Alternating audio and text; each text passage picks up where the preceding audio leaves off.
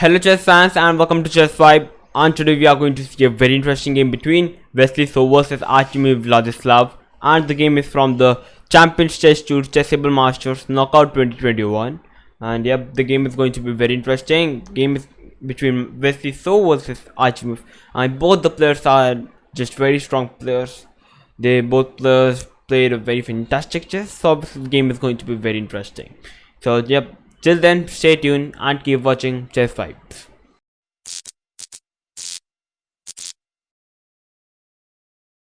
So Wesley with the white pieces and Vladislav Artemiev with the black pieces. So let's start. So Wesley with the white pieces started with 1 e4 and Artemiev replied with c5.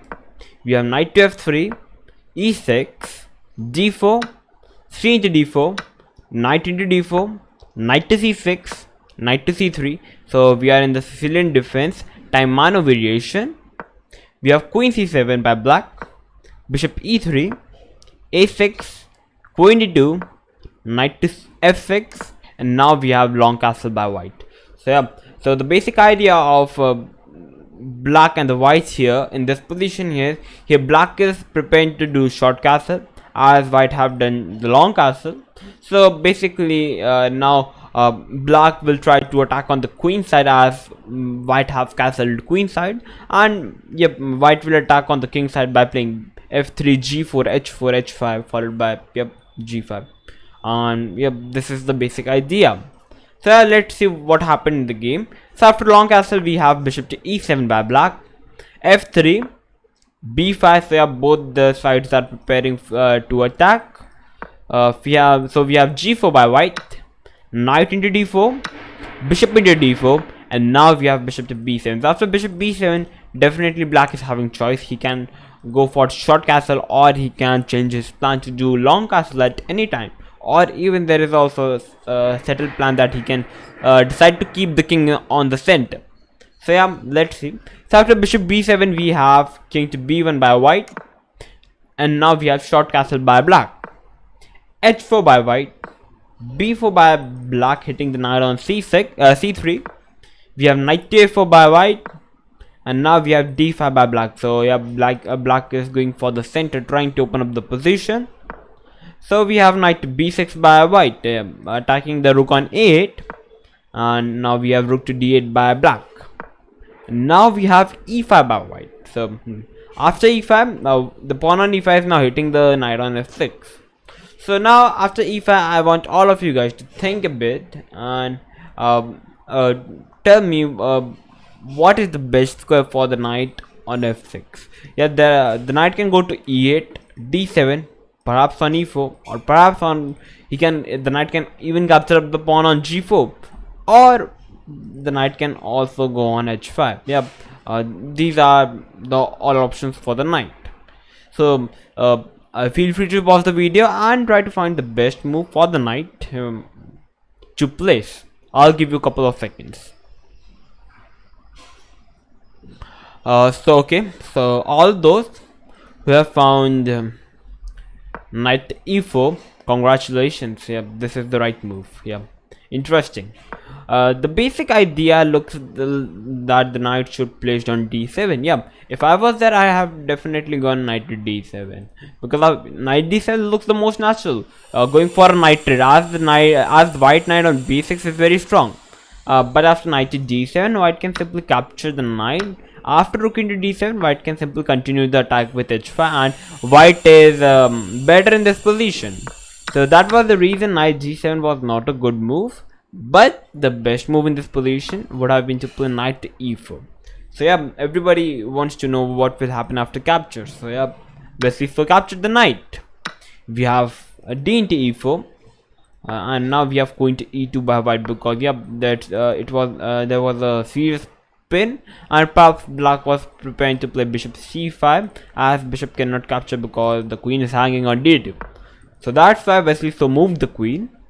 Now we have rook into e4. Now there's a rook sacrifice. There's a sacrifice by Artemiev for the bishop. We have rook into d4, and now we have queen into b6. So basically it's a rook versus two minor pieces.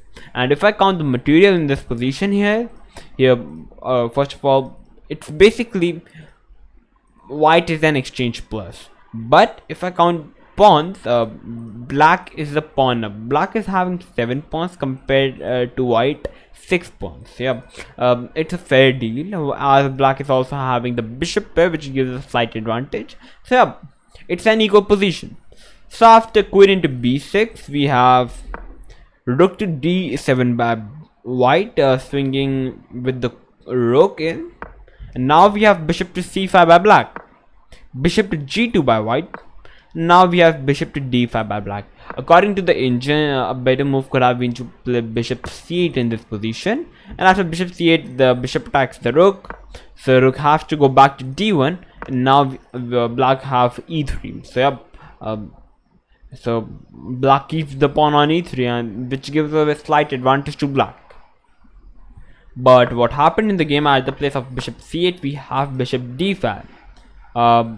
All those who were thinking why not e3 directly, e3 doesn't work because now the bishop is simply hanging on b7. So yeah, after bishop d5 was also fine move, because here comes bishop into e4 and here comes queen to c6 by black. Yeah, so this was the idea of Artemiev. Now the rook on d7 is trapped. Yep, so white have to give up the rook because there is no place for the rook to go. It's better to capture the bishop. So we have e into d5 by black, bishop to f3 by white, queen to e6 by black, and now we have rook to g1 by white. So yeah, basically now the material is even, but there is a small weakness for black now, because now the d5 pawn is an isolated pawn, which can be a big problem for black. So definitely white is better in this position. So after rook d1, we have rook to d8 by black, trying to protect the pawn. We have g5 by white, grabbing more space on the king side.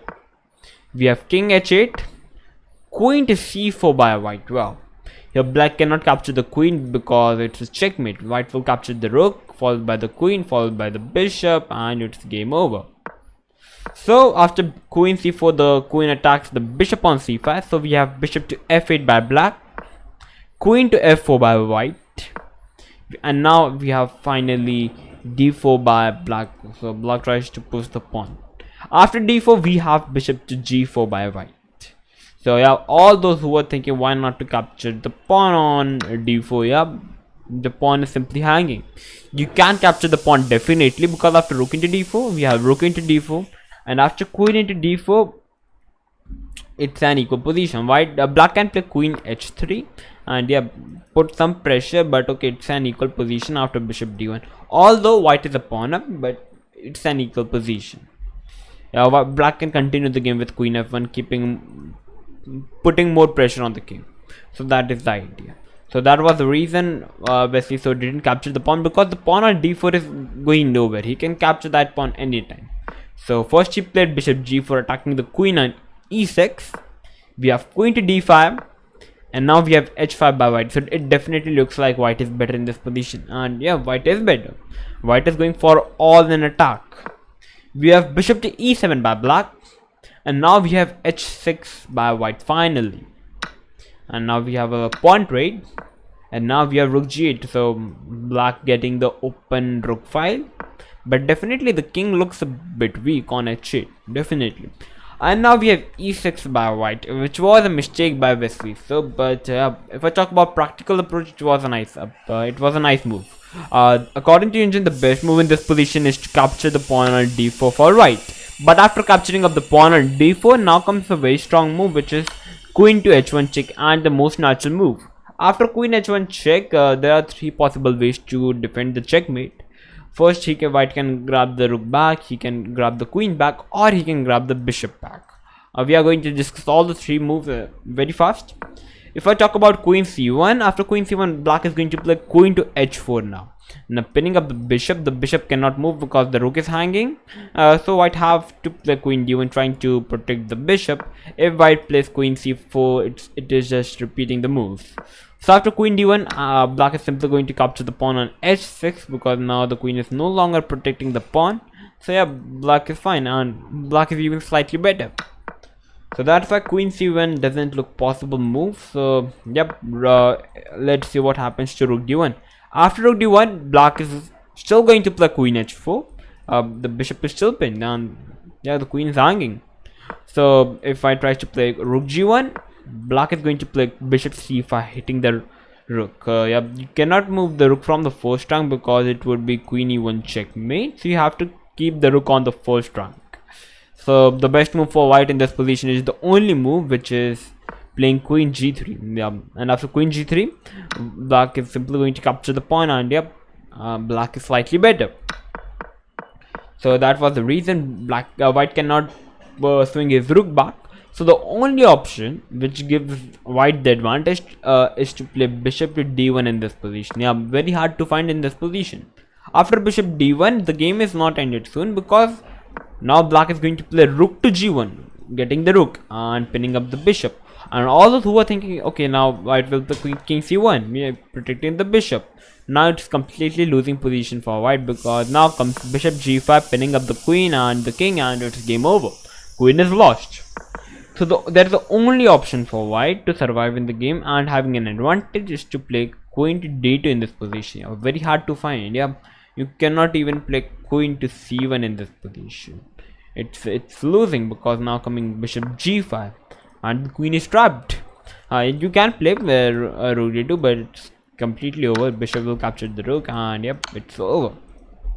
It's a checkmate. So that is the reason finding queen d2 in this position, it's pretty hard. That's why capturing up the pawn on d4, yeah, it requires a high level of confidence and very high level of thinking. One wrong move and it's all over.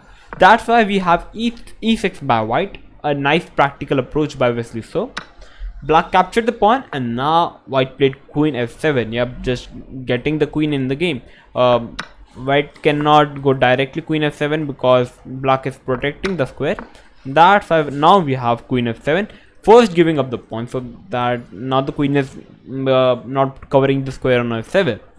After queen f7, the queen on f7 is hitting the bishop on e7 as well as the pawn on e6.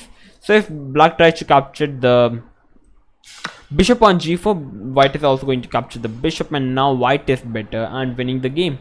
The pawn on h6 is playing a very important role. There are highly chances of white to checkmate the black king. Yep, black is totally in trouble now, because there are some deadly moves like queen f8, perhaps queen e8.